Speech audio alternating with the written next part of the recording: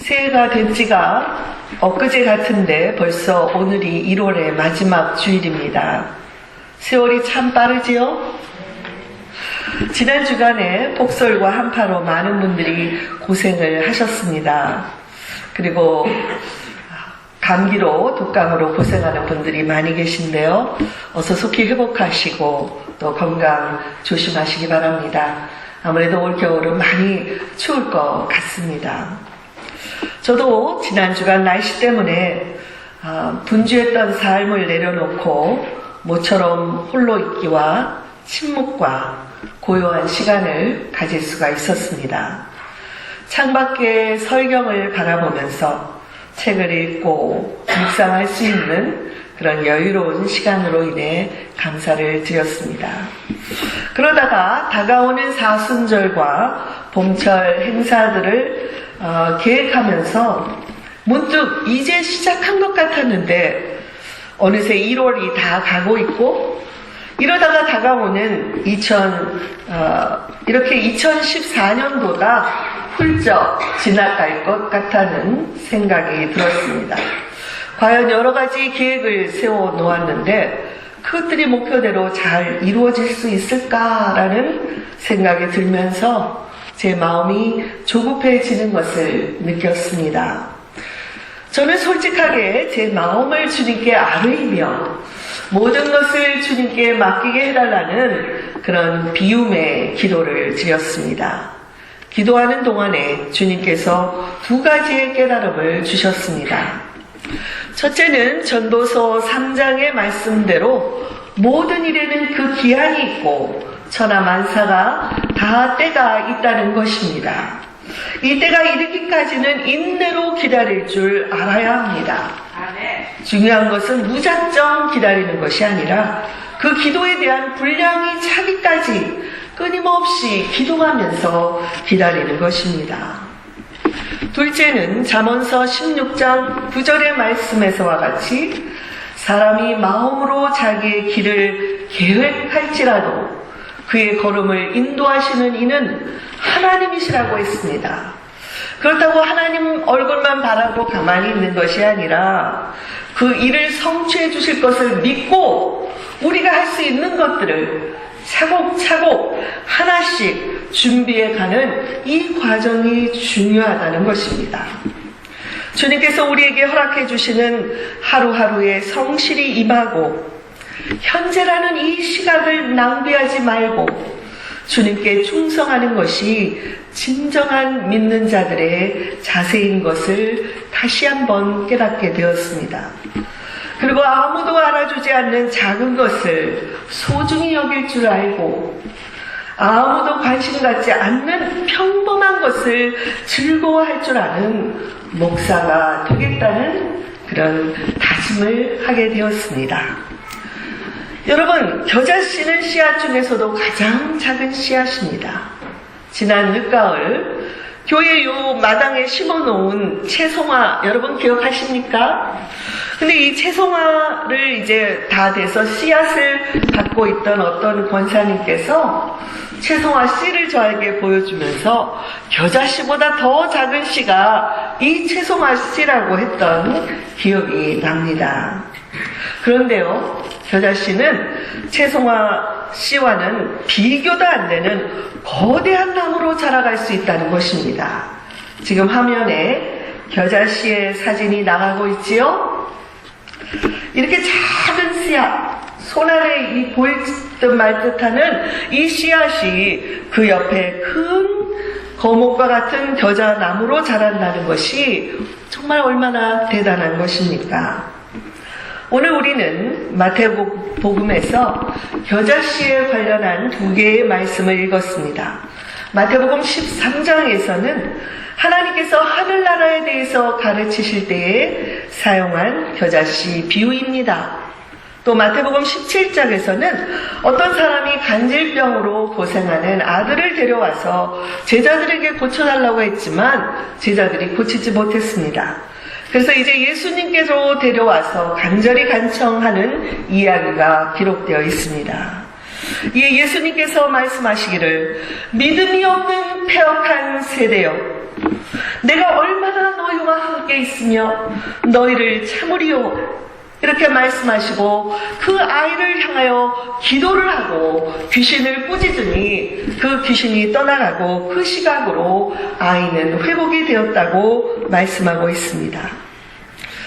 제자들이 사람들이 다 떠난 후에 조용히 송구한 마음으로 예수님께 나옵니다. 질문합니다. 어찌하여 우리들이 기도했을 때에는 귀신을 쫓아내지 못했을까요? 그러자 예수님께서는 너희 믿음이 작은 까닭이라고 대답하시면서 이렇게 덧붙이셨습니다. 만일 너희에게 믿음이 겨자씨 한 알만큼만 있어도 이 산을 명하여 여기서 저리로 옮겨가라 하면 옮겨질 것이고 너희가 못할 일이 없다. 겨자씨같이 작은 믿음만 있어도 귀신을 쫓는 것은 물론이거니와 산을 옮길 수도 있다는 이 예수님의 말씀이 제자들에게는 얼마나 충격적으로 다가왔을까요? 그렇다면 우리에게 이 겨자씨만한 믿음이 없었단 말인가? 제자들 스스로 각자 내가 갖고 있는 믿음에 대해서 좀 더 깊은 생각을 하도록 만들었을 것입니다. 저 역시 이 겨자씨에 대한 믿음을 묵상하면서 새해를 맞이하는 제 자신의 믿음을 새로운 시각에서 점검하게 되었습니다. 어느덧 1월의 마지막 주일에, 물론 구정은 다음 주 금요일이지만요, 이 새해에 저나 여러분에게 가장 필요한 믿음에 대해서 상고해 보려고 합니다. 우리에게 대단한 믿음이 있어서 큰 일을 이루는 것도 정말 중요하죠.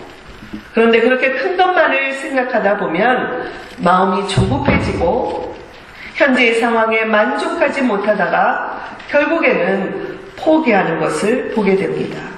오히려 하나씩 작은 것에서부터 차근차근 기초를 다지면서 하나님의 때와 인도하심을 기다리는 것이 훨씬 더 우리에게 필요한 믿음이라고 생각합니다. 저는 이런 믿음을 겨자씨의 믿음이라고 부르고 싶습니다. 이 겨자씨의 믿음대로 저희 교회 하나씩 성경 공부반, 중보기도회 이런 것들이 정착하고 또 성경 통신학교가 시작되는 걸 보면서 저는 하나님께서 우리 교회를 향한 축복을 넘치도록 부어주고 계시다 하는 그런 믿음을 갖고 있습니다. 물론 다른 부분에서도 우리가 기도를 해야죠. 그러나 우리가 드려야 될 감사는 오로지 하나님께 드릴 수 있기를 바랍니다. 이제 본문 말씀에서 주시는 교훈을 몇 가지로 살펴보고자 합니다. 첫째로, 씨앗은 시작을 의미합니다. 유대인들은 가장 작은 무게나 치수를 표현할 때 겨자씨와 같다 이런 표현을 했습니다. 그런데 예수님께서 하늘나라를 13장에서 겨자씨에 비유한 것은 그 시작의 미약함을 강조하기 위해서였습니다. 천국 복음의 시작은 어디서나 미약한 가운데 시작합니다. 초라하게 말 구유에서 아기로 이 땅에 오셨던 예수님의 시작은 몇몇 목동들 외에는 아무도 알아주지 않는 미약한 시작이었습니다. 또한 사회적으로 미천했던 예수님의 제자들과 예수 공동체의 시작 또한 미약했습니다. 그러나 중요한 사실은 예수님이 이 세상에 오심으로 이미 씨앗이 뿌려졌다는 것입니다. 천국은 이미 시작이 되었습니다. 그리고 복음의 씨앗이 뿌려지는 곳마다 천국은 확장되고 있는 것입니다. 저와 여러분의 마음에도 하늘나라의 씨가 뿌려졌습니까?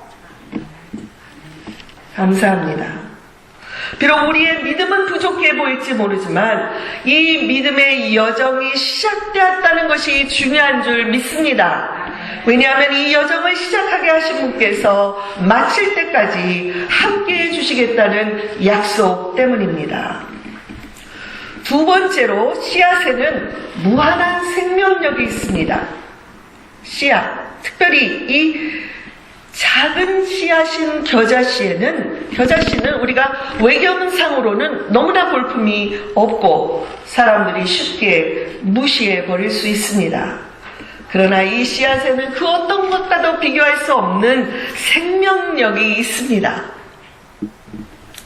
겨자씨는 바람에 금방이라도 훅 불면 날아가 버릴 것 같지만 그 안에 있는 생명력으로 말미암아 어느 곳에 떨어지든지 뿌리를 내리고 자라갈 수 있습니다. 예수님께서도 백성들로부터 거부를 당하시고 결국에는 십자가에 못 박히셨지만 그것은 눈에 보이는 외형적인 것이었을 뿐 예수님은 부활하셨고 그 복음의 생명력은 전 세계로 퍼져가게 된 것입니다.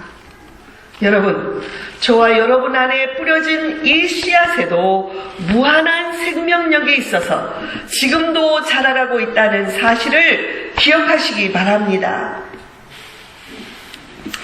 나무가 자라는 소리가 들리지 않지만 그 생명력은 소리 없이 뻗어가고 있습니다.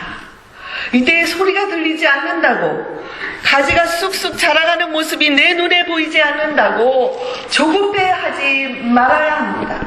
때가 되면 우리 눈에 무성한 나무가 성큼 다가올 것입니다. 만약 이 씨앗이 발화를 하고 싹이 나기 좋은 환경을 허락해 준다면 이 씨는 더 잘 자라게 될 것입니다. 예수님께서 말씀을 듣고 100배, 1000배, 10,000배로 결실하는 것은 그 마음의 토양이 얼마나 좋은가에 달려있다고 비유로 말씀하신 것을 기억하십니까? 말씀을 기쁨으로 아멘으로 받아들이고 순종하는 사람들은 많은 결실을 맺을 것입니다. 여러분 가운데 혹시 내 믿음은 참 잘하지도 않고 어디 내놓기에 부끄럽다고 생각하는 분들이 계시다면 걱정하지 마십시오. 여러분 자신을 스스로 믿지 못한다면 우리 주님을 믿으시기 바랍니다.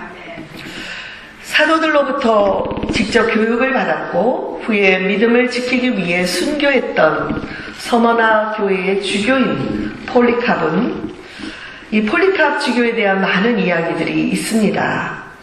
그 가운데 오늘 예화를 들어보십시오. 어느 날 자기의 젊은 제자가 겨자나무에 기대어서 슬프게 울고 있었습니다. 주교님은 다가가서 왜 울고 있느냐고 물었습니다. 그러자 그 제자는 하나님의 나라의 확장 속도가 너무나 느립니다. 모처럼 신앙이 들어가는 자가 있다 싶으면 한쪽에서는 신앙을 버리는 자들도 이렇게 많으니 이래서야 도대체 언제나 하나님의 나라가 이 땅에 이루어지겠습니까? 그것을 생각하면 슬퍼할 수밖에 없습니다. 이렇게 대답을 했습니다. 그러자 폴리캅은 제자가 기대고 있는 그 나무를 가리키면서 이렇게 말했습니다. 근심하지 말게. 하나님의 나라는 지금 자네가 기대고 있는 이 겨자나무처럼 처음에는 아주 작은 씨앗일지 모르지만 성장하면서 구름을 찌를 정도의 거목이 된다네. 물론 성장하기까지 시간이 많이 걸리는 것처럼 보이지만 세월이 지나면 차차 무성해진다네. 하나님의 나라의 성장도 이와 같다네. 그러니 자네도 희망을 갖고 날마다 하루하루를 주님 앞에 성실히 봉사하게, 이렇게 조언을 했다는 것입니다.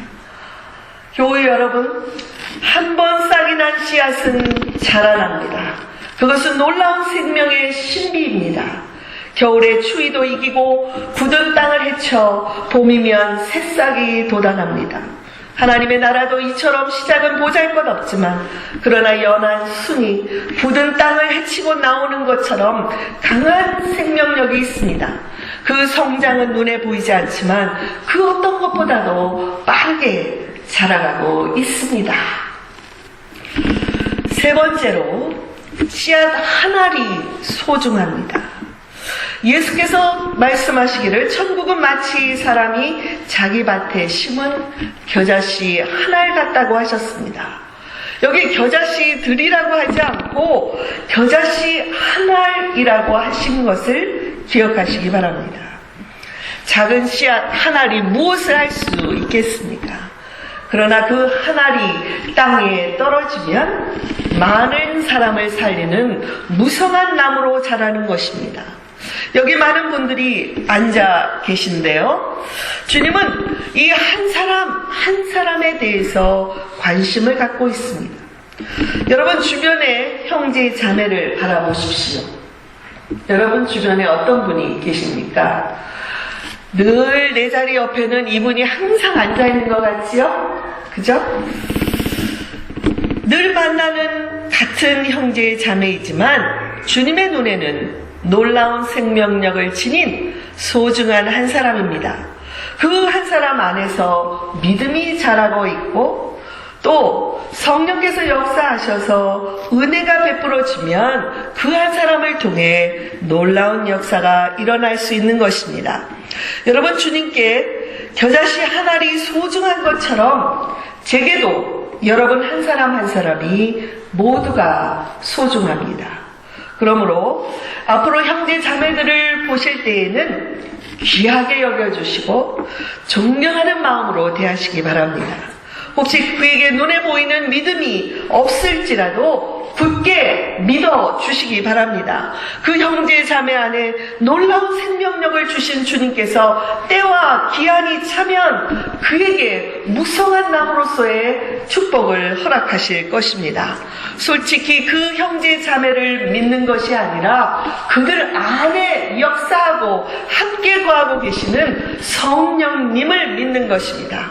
그러므로 이제 곁에 있는 분들을 경이로운 눈빛으로 바라보시기 바랍니다. 여러분, 경이롭게 바라보십시오. 그것이 경이로운 것입니까? 째려보는 것입니까? 경이롭게 바라보시면서 정말 대단하십니다. 절 따라서 해보십시오. 정말 대단하십니다. 형제를 보시고 폭발적으로 성장하고 계시군요. 못하시겠습니까? 폭발적으로 성장하고 계시군요. 어디서? 속사람 안에서 그렇게 격려할 수 있기를 바랍니다. 넷째로 씨앗이 자라면 공중의 새들이 깃들이는 안식처를 제공하게 됩니다. 새들은 가지 없는 위험한 나무보다는 편히 쉴 수 있는 안락한 나무를 보금자리로 삼습니다. 우리가 영적으로 자라가면 우리의 삶은 다른 사람들을 위한 영혼의 안식처를 제공하기 시작합니다. 어머님의 품처럼 편안한 곳을 사람들은 찾고 있습니다. 물줄이나 그 어떤 것으로도 안식을 얻지 못하는 자들이 영적으로 성숙한 자들이 제공하는 공간은 마치 하나님의 품처럼 따뜻하고 모든 것을 녹일 수 있는 것과 같아서 그런 자들을 찾아와 안식하는 것입니다. 저와 여러분이 영적으로 성숙해 가면서 이렇게 다른 사람들을 돕는 그런 역할을 성실하게 감당할 수 있기를 바랍니다. 이를 위해서 자신이 충분히 준비가 되어 있어야 하고 감정적으로나 영적으로 건강해야 합니다. 자신이 준비되지 않았는데 섣불리 다른 사람을 위하겠다고 뛰어다니다 보면 스스로 어려움을 겪을 수가 있기 때문입니다. 그러므로 교회에서 제공하는 여러 그런 훈련에 참여하시고 공부하시고 훈련을 받아서 피곤하고 지친 자들을 위해 안식처를 제공하며 그리고 이런 방법을 통해서 하나님의 나라가 확장되는 그런 놀라운 일들이 저와 여러분에게 올해 있기를 바랍니다. 제자들은 사역을 시작할 때 예수님으로부터 병을 고치고 귀신을 쫓아내며 복음을 전파하는 능력을 받았습니다. 그러나 그들은 어린 이 간질병 환자를 치료하지 못했습니다. 예수님은 그 원인이 너희의 믿음의 부족에 있다고 지적하셨습니다. 제자들은 예수님에 대한 믿음보다도 주님이 주신 그 능력을 더 신뢰하다가 주님이 주신 은사를 더 신뢰하다가 실패했던 것입니다. 우리들도 우리에게 주신 은사나 선물이나 내 영적인 능력을 의지하다 보면, 그리고 예수님이 뒤편으로 가다 보면 우리들도 실패할 수밖에 없습니다. 우리는 오로지 예수 그리스도, 그분을 신뢰해야 하는 것입니다. 그분을 전폭적으로 믿고 따라야 되는 것입니다. 그러므로 우리의 생각을 내려놓고 환경을 초월하여 역사하는 예수님을 믿고 따른다면 저와 여러분은 성장할 수밖에 없고, 우리 교회는 부흥할 수밖에 없고, 결국 많은 사람들의 영혼을 주님께로 인도하는 그런 교회, 그런 성도들이 되게 될 것입니다. 그러나 믿는다고 하면서 한 발은 세상에, 한 발은 주님께 걸쳐놓고 있는다면 그런 능력을 발휘할 수가 없습니다. 그러므로 작지만 온전히 전폭적으로 주님께 드리는 믿음, 이것이 겨자씨의 믿음입니다. 저는 오늘 지구촌 저편에서 이렇게 겨자씨의 믿음으로 살아가고 있는 사람들을 소개하고 제 설교를 마치려고 합니다. 특별히 우리 교회와는 더 인연이 있는 것 같은데요. 예수님의 제자들 중에 마가복음을 기록한 마가 요한은 이집트의 알렉산드리아에 가서 복음을 전하다가 순교했다고 전해지고 있습니다. 마가에 의하여 복음을 받아들인 이집트는 지중해 연안을 중심으로 복음이 급속도로 전파되면서 기독교 국가가 되었습니다. 그러나 비잔틴 제국의 동방교회, 그리고 로마를 중심으로 하는 서방교회, 가톨릭 교회는 주후 451년 칼케돈 종교회의에서 이 서방에 있던 기독교의 중심이 이집트 쪽으로 기울일 것을 우려해서 이집트 교회의 교리 중에 꼬투리를 잡아 이단으로 정죄하게 됩니다. 그 후 이집트 교회는 독자적인 길을 걷게 되었고, 우리가 알고 있는 기독교 역사에서 점점 사라져가게 되었습니다. 이집트의 교회는 서방 교회로부터 이렇게 이단 정죄를 받았을 뿐만 아니라 주후 640년에 이집트를 정복한 이슬람에 의해서 심한 박해와 핍박을 당하게 됩니다. 그들의 철저한 기독교 말살 정책에도 불구하고 현재 이집트에만 약 1000만 명의 성도가 있다는 것은 기적과도 같은 일입니다. 우리는 이집트 교회를 콥틱 교회라고 부릅니다. 콥틱 교회. 그런데 이 콥틱 교회 중에서도 가장 대표적인 교회를 들라면 카이로의 외곽에 있는 일명 쓰레기 마을이라고 불리는 모카탐 동물 교회를 들고 있습니다. 모카탐 동굴 교회를 가기 위해 모카탐에 도착하면 누구나 할 것 없이 손으로 코를 가리게 됩니다. 그 이유는 이들이 매일 카이로 시민들이 버리는 쓰레기를 새벽부터 수거해서 생계를 유지하며 살아가고 있기 때문입니다. 이 쓰레기 마을을 통과하여 조금 가다 보면 웅장한 중동에 있는 최대의 동굴교회가 나옵니다. 지금 동굴교회 입구가 보여지죠? 교회 밖 암벽에 새겨진 조각 작품에 방문자들은 누구나 놀랍니다. 이것은 폴란드의 한 청년이 영감을 받고 외주를 타고 벽화에 동굴벽에 그려놓은 곳입니다. 조각을 한 것입니다. 그리고 이 동굴교회 내부로 들어서면 한 번 더 입을 다물지 못한다고 합니다. 왜냐하면 큰 돌산의 한쪽 부분이 움푹 파인 곳에 15,000명 규모의 원형 극장으로 된 교회가 있기 때문입니다. 지금 이게 동굴에 있는 큰 15,000명석의 교회의 모습을 보고 계십니다. 주 640년 이집트는 이슬람에 의하여 지배를 받기 시작했고, 그 후에 기독교인들에 대한 핍박이 가해졌습니다.